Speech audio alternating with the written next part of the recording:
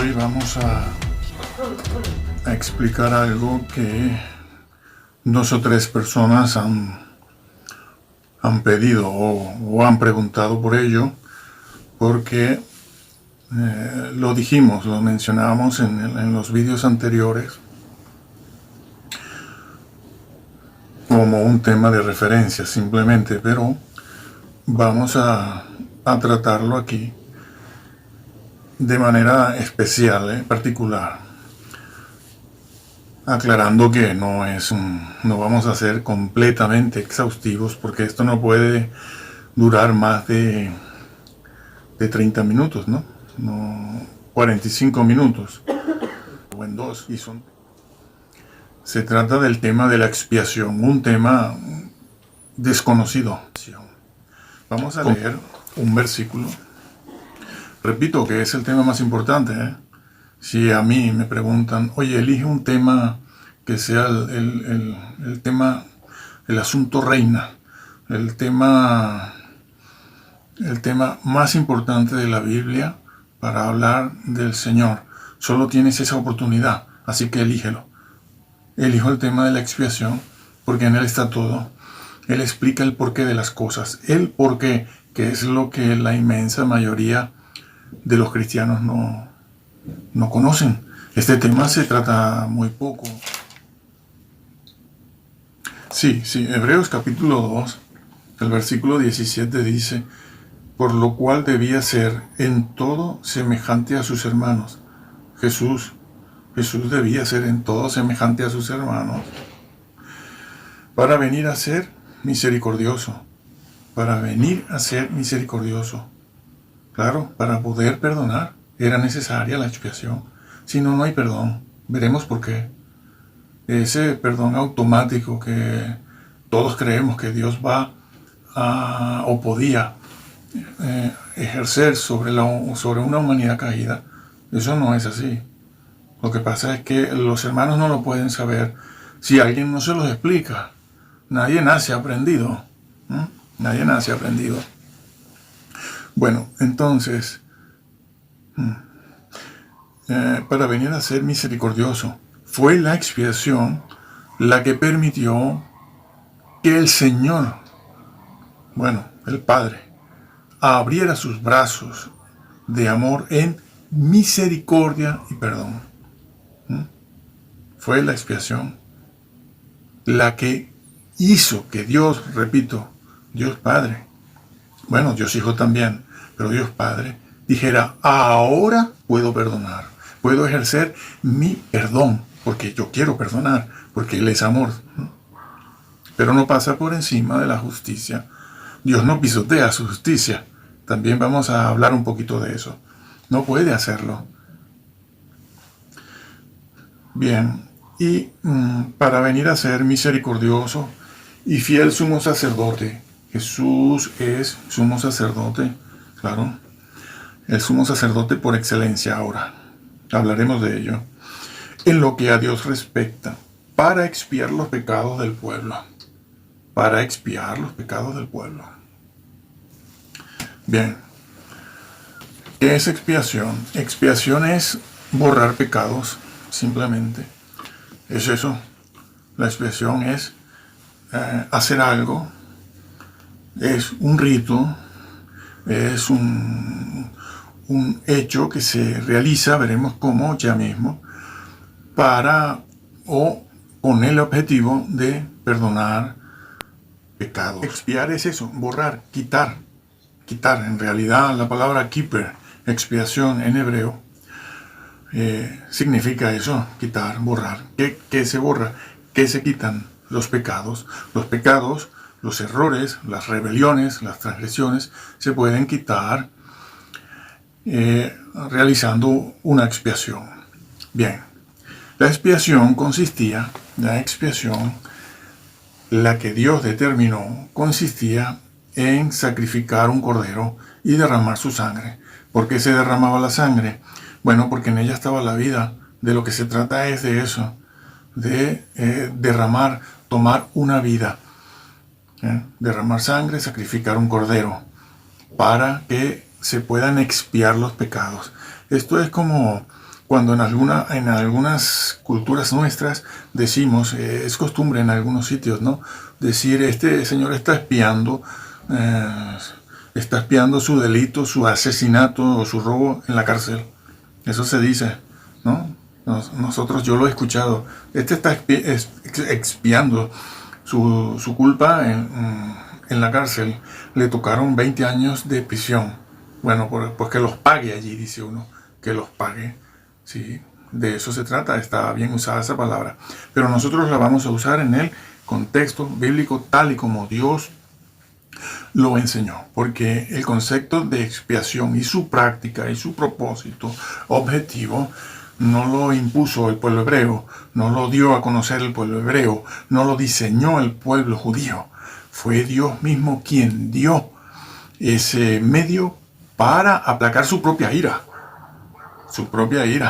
Porque la expiación, en definitiva, al final, lo que trata de conseguir es quitar el pecado del hombre, borrarlo, si es posible, quitarlo, borrarlo, y entonces la ira de Dios desaparece, se quita la ira de Dios, quitarla, ¿sí? Quitar la ira de Dios. ¿Cómo se lograba esto? Bueno, sacrificando un cordero. ¿De dónde viene este tema de los corderos, el sacrificio de corderos? Viene de ahí.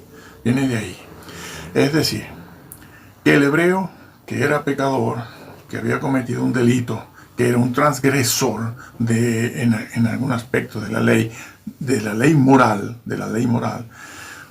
quedaba bajo la ira de Dios. Y esto, ¿por qué es así? Porque eso sucedió primero en el Edén. Cuando Adán pecó, la primera pareja humana pecó, transgredió las leyes de Dios. Allí el hombre tomó una decisión, no fue un error, como hemos dicho tantas veces. No fue un error que cometió Adán, eso fue una decisión consciente. Se sabía lo que se estaba haciendo, ellos lo sabían. Sabían que era una ofensa abierta a Dios, lo conocían. Y por eso, en el Edén. Allí en el Edén, pues había el árbol del bien y del mal, porque estaban juntos, porque el universo es un universo moral. El universo es un universo moral, así fue creado antes de que Adán y Eva estuviesen allí, en el paraíso ese, en el Edén. Y no fueron puestos los árboles en formas separadas, el árbol del bien por un lado, el árbol del mal por otro, y por otro el árbol de la justicia, que es el árbol de la vida. Justicia es vida, sino que es el árbol del bien y del mal juntos, porque estamos en un universo moral. Todo es moral, absolutamente, porque Dios es santo, como hemos dicho. Su nombre es santidad, decía Isaías. Su nombre es santidad y habita en santidad también. Eso no lo dice del amor. La Virgen María, cuando se encontró con Elizabeth, que llevaba también en su vientre al Bautista, después de intercambiar unas palabras, la Virgen allí realiza lo que conocemos como el canto de María, ¿no? Muchos lo conocen así, como el canto de María, donde ella alaba al Señor. Ella se tiene por una sierva agraciada por el Señor, bendita entre las mujeres.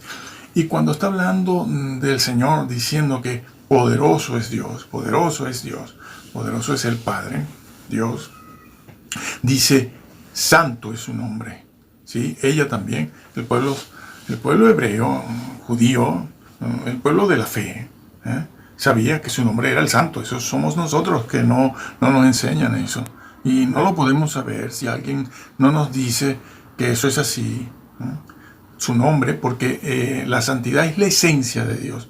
No solo es un atributo de Dios, como puede ser precisamente el amor o la justicia es un atributo que se desprende de la santidad, o la lealtad, la fidelidad, la benignidad, la grandeza, la omnipresencia.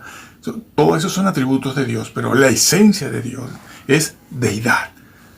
Y esa deidad es santidad. Por eso su nombre, entre otros, Yahvé, etc., su nombre es el Santo. como lo calificó Isaías y como la bendita Virgen María lo dice, lo reconoce, y es ella quien tiene que hacerlo. Y si ella lo dijo, qué mujer, qué mujer. No la comparen, por favor, con nadie más. Ya hablaremos a lo mejor de esto después.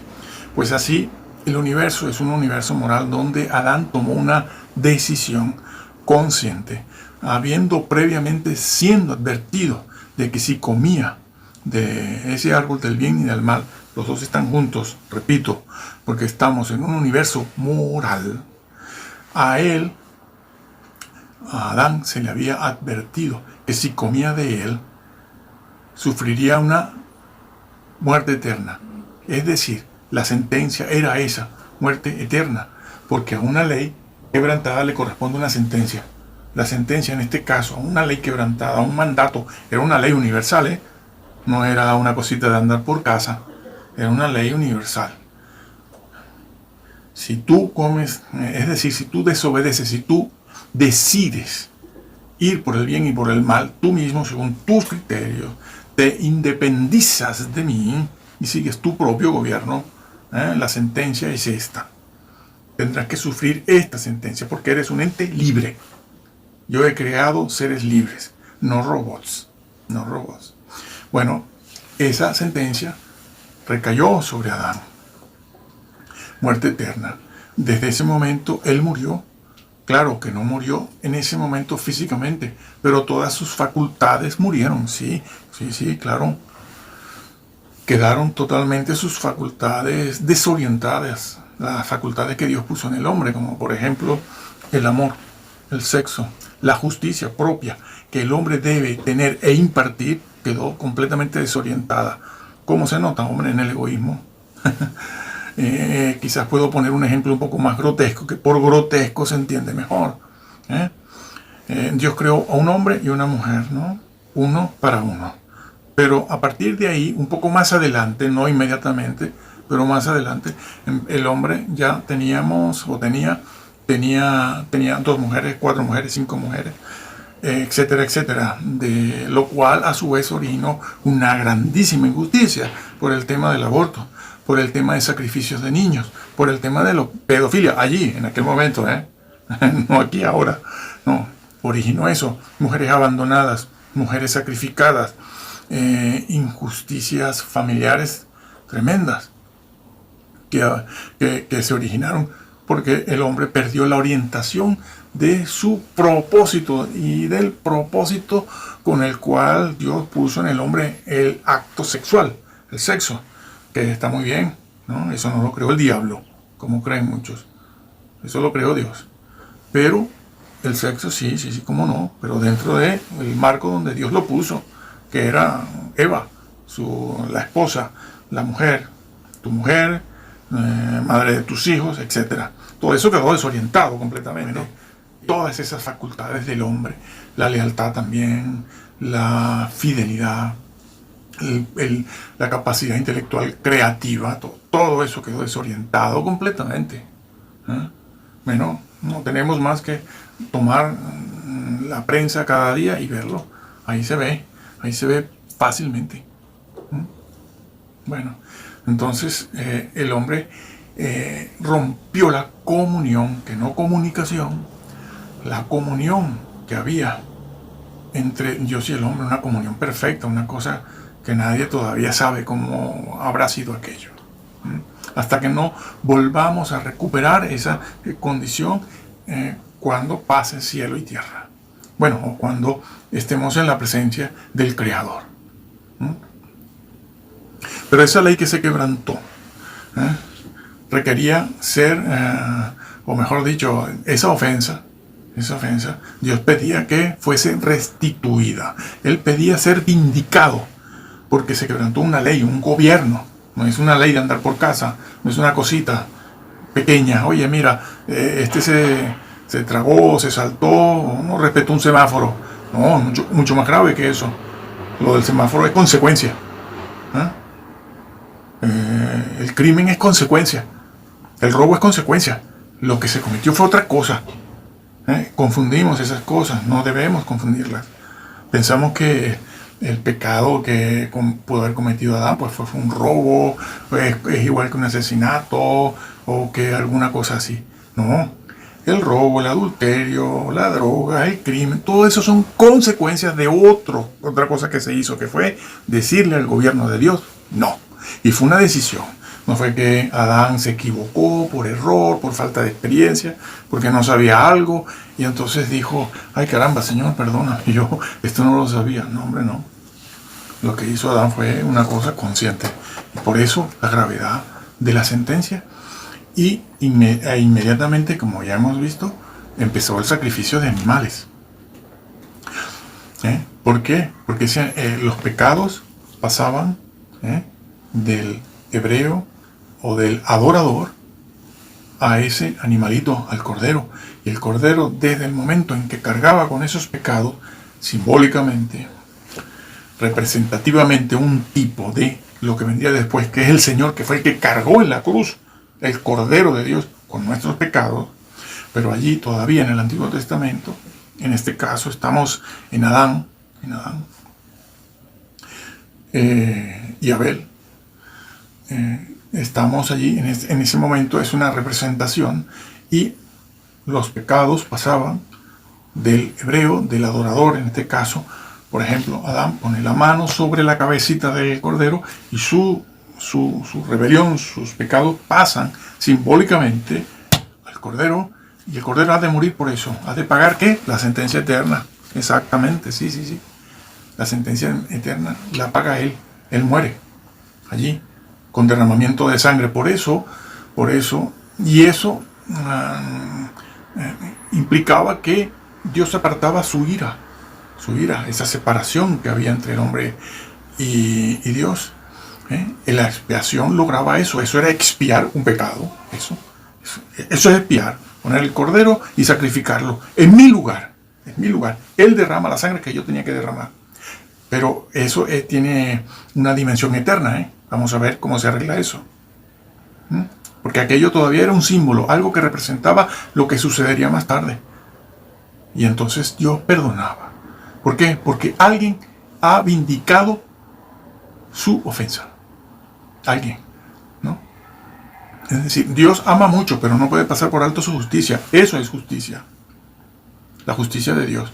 Claro, estos señores de Juan 3:16 y de calvinistas han olvidado la justicia de Dios, ¿sí? La han olvidado, porque dicen que hay un atributo que es el mayor de todos, que es la soberanía, y Él hace lo que quiere.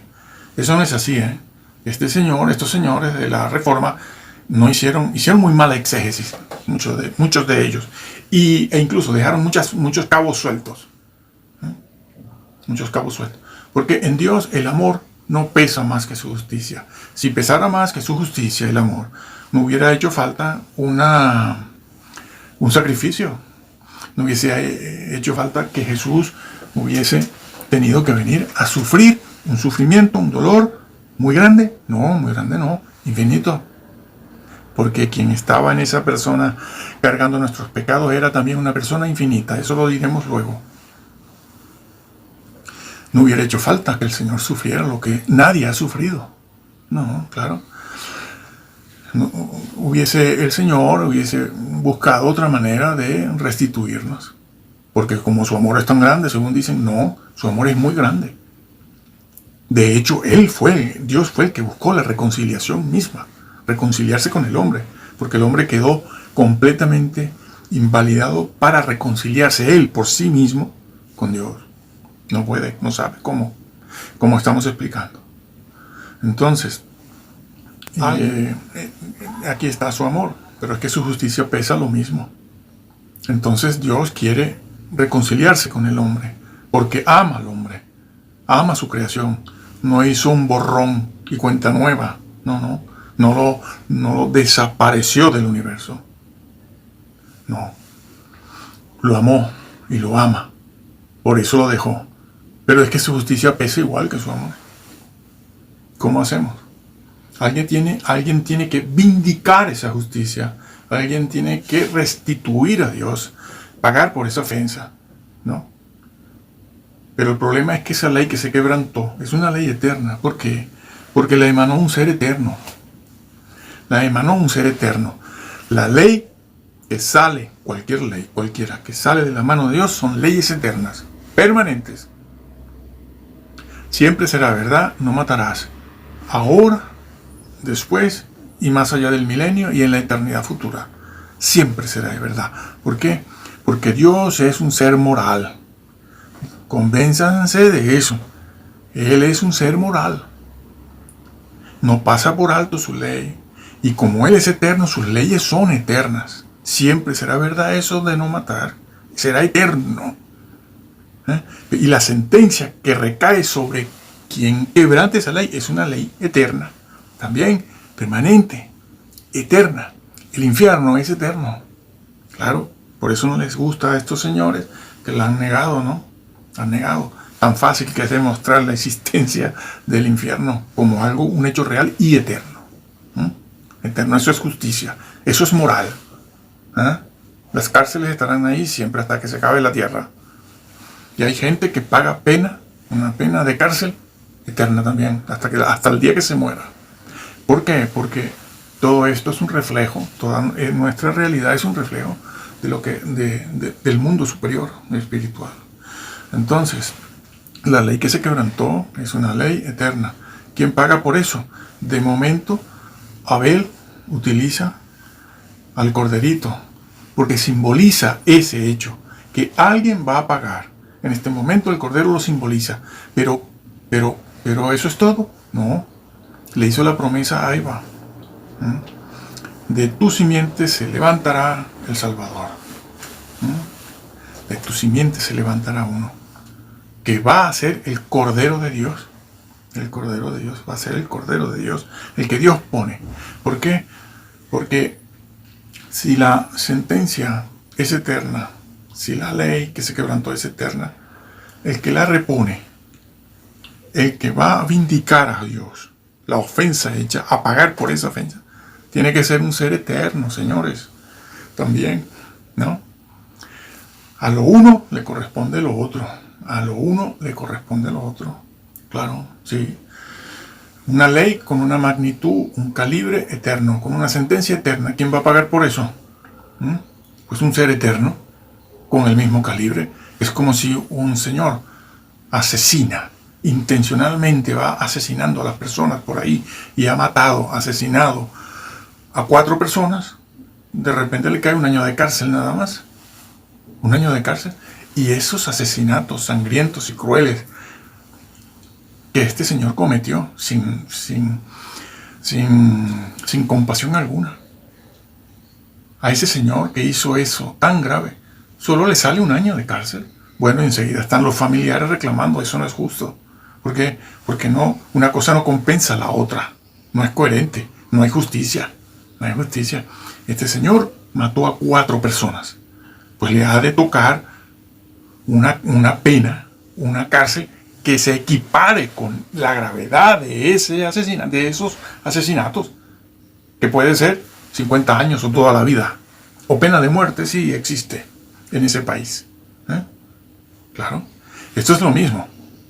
Esto es lo mismo. Esto es lo mismo. ¿Quién puede pagar? A un Dios eterno, santo, que se llama santo, que habita en santidad, que María lo calificó de santo, el santo. La otra expresión, el santo de Israel, que se le aplicó a Jesús, el santo, yo sé, los demonios. Hoy en día hay algunos grandes grupos que dicen que creen en Jesús como el Salvador, pero lo ponen como un Dios menor o como un ángel. Hablaremos de eso ya mismo.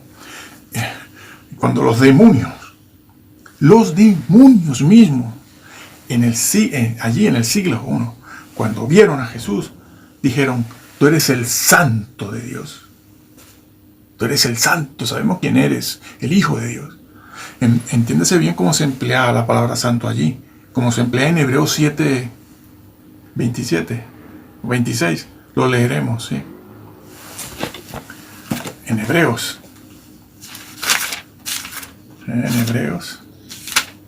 7, El versículo 26, sí. Porque tal sumo sacerdote, Jesús, nos convenía, santo. Esa palabra santo que está aquí es la santidad de Dios, se refiere a la santidad de Dios, estudianlo. Se refiere a la santidad de Dios, no la santidad de un profeta o de un creyente que es santo, ciertamente, o de un profeta muy santo como el Bautista. No se está refiriendo a eso, se está refiriendo a la santidad de Dios, un sumo sacerdote que tiene la santidad de la deidad, porque ese era uno de los requisitos que tenía que tener el Cordero de Dios, ese sustituto, porque ese corderito sustituía al hebreo, al pecador que lo llevaba allí para él no morir y sufrir un infierno eterno. Iba y sacrificaba al cordero, todo iba hacia el cordero, pero eso era un símbolo, era algo momentáneo, era algo temporal y muy limitado, porque en realidad no lograba quitar la culpa, no lograba.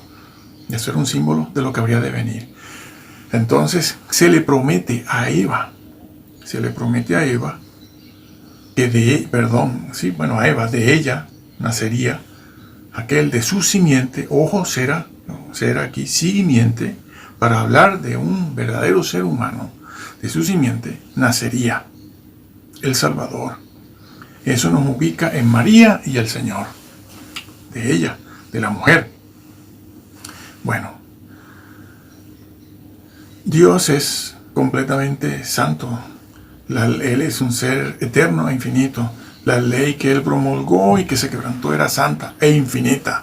La sentencia era santa e infinita. ¿Quién puede ser el sustituto?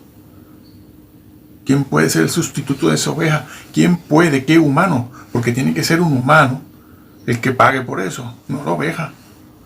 La oveja representa al humano, pero ha de hacerlo un humano, porque un humano cayó y un humano ha de pagar. Por eso allí mismo, en el Edén, se le hace la promesa. Se les da el cordero a ellos como representación, pero Dios al mismo tiempo les dice, sí, ahora es el cordero momentánea, temporalmente, pero de ti nacerá el que va a pagar. Un humano lo hizo y un humano lo paga. Es como si ese mismo señor que asesinó a 4 personas dice, bueno, yo tengo un perrito en mi casa que quiero mucho, que pague él. El perrito va a pagar, pero si él no ha hecho nada, bueno, no importa, pero que lo pague él. No, hombre, no, qué pifia. No caigamos en cuestiones chabacanas, ordinarias, esas bajezas, porque ni simpleza es. Bueno, que lo pague aquí un híbrido que hicieron en un laboratorio en China. Aquí esto es mitad humano y mitad perro, que lo pague él, que lo pongan en la cárcel a él. Hombre, por Dios. Pero si eso no es un ser, eso no es un ser humano. El que mató a esas 4 personas es un ser humano, es un hombre y eres tú. Y has de pagarlo tú, a la cárcel, toda la vida. Esto es lo mismo. ¿Quién cayó en el Edén, señores? Fue un híbrido. Fue un Nefilim, fue un hombre divinizado, como han inventado los mesiánicos que creen en esto. Un hombre divinizado cayó en el Edén, un ángel cayó en el Edén. ¿Están viendo por qué María tenía que ser virgen y concebir al Hijo de Dios?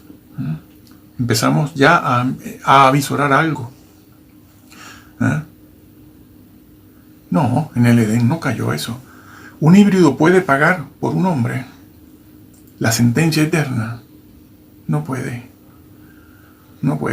Tiene que ser el Cordero de Dios. Dios se proveyó de su propio Cordero, que era su Hijo. Este es mi Cordero, pero tiene que ser un humano. ¿Por qué? Porque tiene que ser alguien igual a mí. Mi ley es eterna. El que pague